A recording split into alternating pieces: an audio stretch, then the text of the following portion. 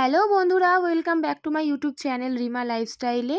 তো তোমরা সবাই কেমন আছো? আশা করি সবাই ভালো আছো, আর আমিও খুব ভালো আছি। তো ভালো ছিলাম না, অ্যাকচুয়ালি মনটা আমার একটু খারাপই ছিল আজকে।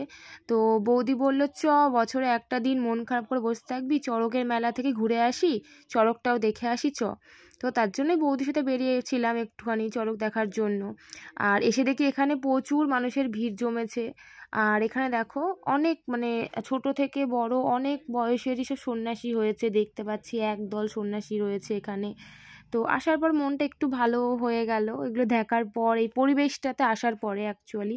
তো আমি এখানে একা আসেনি, আমার সাথে বৌদি এসেছিল আর আমার একটা বান্ধবীও এসেছিল।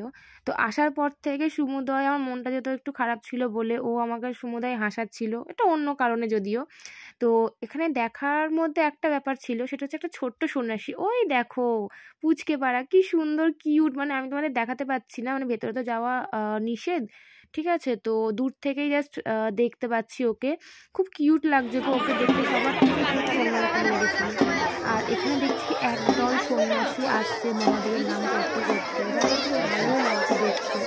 তো একটু পরে ওনারা মাটিতে শুয়ে প্রণাম করবে, সেটা মহাদেবের উদ্দেশ্যে হয়তো ঠাকুরকে স্মরণ করবে, মানুষের পবিত্রতার সাথে ভালো লাগে।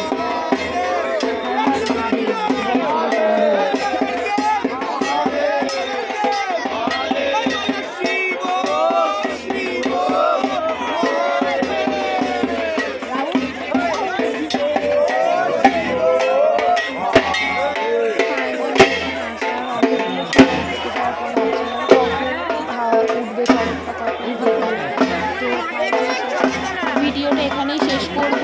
তো দেখা হচ্ছে তোমাদের নেক্সট ব্লগে, চড়কটা এক্ষুনি উঠবে। তো চলো দেখে নিই।